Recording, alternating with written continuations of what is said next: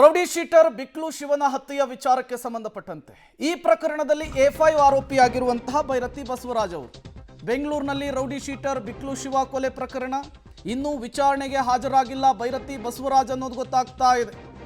Deadline ಮುಗಿದು 1.5 ಗಂಟೆ ಕಳೆದರೂ ಕೂಡ ಶಾಸಕರ ಸುಳಿವಿಲ್ಲ.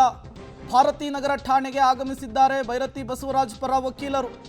ವಿಚಾರಣೆಗೆ ಆಗಮಿಸಲು ಕಾಲಾವಕಾಶವನ್ನು ಕೋರೋದಕ್ಕೆ ವಕೀಲರು ಬಂದಿದ್ದಾರೆ ಅನ್ನೋದು ಗೊತ್ತಾಗ್ತಾ ಇದೆ.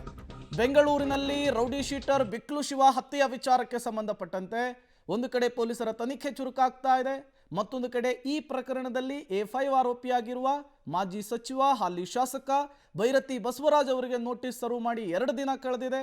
ಇಲ್ಲಿಯವರೆಗೂ ಕೂಡ ಭೈರತಿ ಬಸವರಾಜ್ ಅವರ ಸುಳಿವಿಲ್ಲ. ಪೊಲೀಸರು ಭೈರತಿ ಬಸವರಾಜ್ ಅವರು ವಿಚಾರಣೆಗೆ ಹಾಜರಾದರೆ ವಿಚಾರಣೆಯನ್ನು ನಡೆಸೋದಕ್ಕೆ ಸಿದ್ಧತೆಯನ್ನು ಮಾಡಿಕೊಂಡಿದ್ದಾರೆ. ಸಾಲು ಸಾಲು ಪ್ರಶ್ನೆಗಳನ್ನು ರೆಡಿ ಮಾಡಿಟ್ಕೊಂಡಿದ್ದಾರೆ. ಇದರ ನಡುವೆ ಬಂಧನದ ಭೀತಿ ಶಾಸಕರಿಗೆ ಕಾಡ್ತಾ ಇದ್ದಂತೆ ಕಾಣಿಸ್ತಾ ಇದೆ.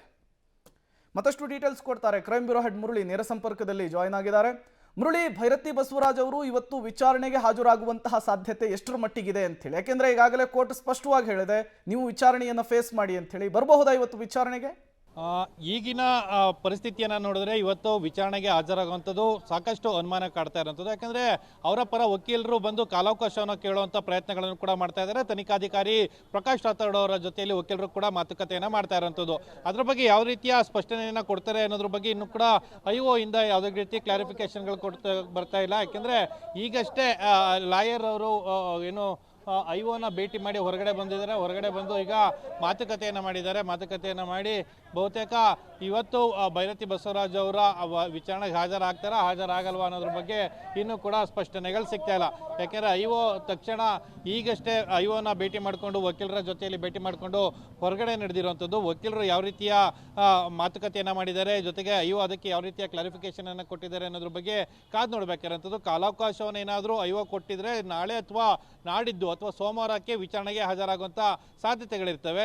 ಅಂದರೆ IO ಇದಕ್ಕೆ ಕಾಲನ ತೆಗೆದುಕೊಳ್ಬೇಕಾಗಿರುತ್ತದೆ. ಯಾಕೆಂದರೆ IOನೇ ಸುಪ್ರೀಂ ಆಗಿರೋ ಹಿನ್ನೆಲೆಯಲ್ಲಿ ಅವರು ಯಾವ ರೀತಿಯ ನಿರ್ಧಾರವನ್ನು ತೆಗೆದುಕೊಳ್ತಾರೆ ಅದ್ರ ಬಗ್ಗೆ ಕಾದು ನೋಡಬೇಕಾಗಿರೋಂಥದ್ದು. ಪ್ರೇಮ್, ಮುರಳಿ, ಮಾಧ್ಯಮಗಳು ಮುಂದೆ ಪ್ರತ್ಯಕ್ಷರಾಗಿ ಕೊಲೆಗೂ ನನಗೂ ಸಂಬಂಧ ಇಲ್ಲ ಅಂತ ಹೇಳಿಕೆ ಕೊಡುವಂತಹ ಭೈರತಿ ಬಸವರಾಜ್ ಅವರು ತನಿಖಾಧಿಕಾರಿಗಳ ಮುಂದೆ ಹಾಜರಾಗೋದಕ್ಕೆ ಯಾಕೆ ಮೀನಾಮೇಷ ಎಣಿಸ್ತಿದ್ದಾರೆ ಅಂತ ಹೇಳಿ, ಏನಾದರೂ ಬಂಧನದ ಭೀತಿ ಅವ್ರಿಗೆ ಕಾಡ್ತಾ ಇದೆಯಾ, ಏನ್ ಕತೆ ಅಂತ ಹೇಳಿ? ಮುರಳಿ, ಖಂಡಿತ ಪ್ರೇಮ್, ಯಾಕೆಂದ್ರೆ ಭೈರತಿ ಬಸವರಾಜ್ ಅವರು ನಿನ್ನೆ ಹೈಕೋರ್ಟ್ನ ಮೂಲಕ ಕಾನೂನಿನ ರಕ್ಷಣೆ ಪಡ್ಕೊಳ್ಳುವಂಥ ಒಂದಷ್ಟು ಪ್ರಯತ್ನಗಳನ್ನು ಮಾಡಿದರು. ಆದರೆ ಅವರ ಪ್ರಯತ್ನಗಳು ಯಾವುದು ಕೂಡ ಸಫಲ ಆಗಲಿಲ್ಲ ಮತ್ತು ಫಲ ಕೊಡಲಿಲ್ಲ. ಆ ಹಿನ್ನೆಲೆಯಲ್ಲಿಯೇ ಈಗ ಬಂಧನದ ಭೀತಿ ಇದೆ. ಇವತ್ತು ಅವರೇನಾದರೂ ವಿಚಾರಣೆಗೆ ಹಾಜರಾಗಿದ್ರೆ ಎಲ್ಲಾದರೂ ಪೊಲೀಸರು ಅವರನ್ನು ಬಂಧನಕ್ಕೆ ಒಳಪಡಿಸ್ತೀವಿ ಅಂತ ಏನಾದರೂ ಪ್ಲಾನ್ಗಳನ್ನು ಮಾಡಿಕೊಂಡು ಬಂಧನ ಮಾಡಿಬಿಡ್ತಾರೆ ಅನ್ನೋ ಭಯಕ್ಕೋಸ್ಕರ ಇವತ್ತು ವಿಚಾರಣೆಗೆ ಹಾಜರಾಗ್ತಾ ಇಲ್ಲ. ಯಾಕೆಂದರೆ ನಿನ್ನೆ ಹೈಕೋರ್ಟ್ ಒಂದು ಸೂಚನೆಯನ್ನು ಕೂಡ ಕೊಟ್ಟಿತ್ತು. ಏನೇ ಕ್ರಮಗಳನ್ನು ಕೈಗೊಂಡ್ರೂ ಕೂಡ ಕಾನೂನಾತ್ಮಕವಾಗಿ ಕ್ರಮವನ್ನು ಕೈಗೊಳ್ಳಬೇಕು. ಜೊತೆಗೆ ಈಗಾಗಲೇ ಹೈಕೋರ್ಟ್ ಒಂದು ಮಾನಿಟರ್ ಅನ್ನು ಕೂಡ ಮಾಡಿತ್ತು. ಈ ಪ್ರಕರಣದಲ್ಲಿ ಭೈರತಿ ಬಸವರಾಜ್ ಅವರ ಕುಮ್ಮಕ್ಕಿದೆ ಅಂತೇಳಿ ಹೇಳಲಾಗ್ತಾ ಇದೆ. ಜೊತೆಗೆ FIR ನಲ್ಲೂ ಕೂಡ ಅದರ ಬಗ್ಗೆ ಉಲ್ಲೇಖವನ್ನು ಮಾಡಿದ್ದಾರೆ. ಆ ಹಿನ್ನೆಲೆಯಲ್ಲಿ ಅವರಿಗೆ ಬಂಧನದಿಂದ ರಕ್ಷಣೆ ಕೊಡಲಿಕ್ಕೆ ಸಾಧ್ಯ ಇಲ್ಲ ಅನ್ನೋದ್ರ ಬಗ್ಗೆ ಕೂಡ ಹೈಕೋರ್ಟ್ ಒಂದು ಮೆನ್ಷನ್ ಅನ್ನು ಕೂಡ ಮಾಡಿತ್ತು.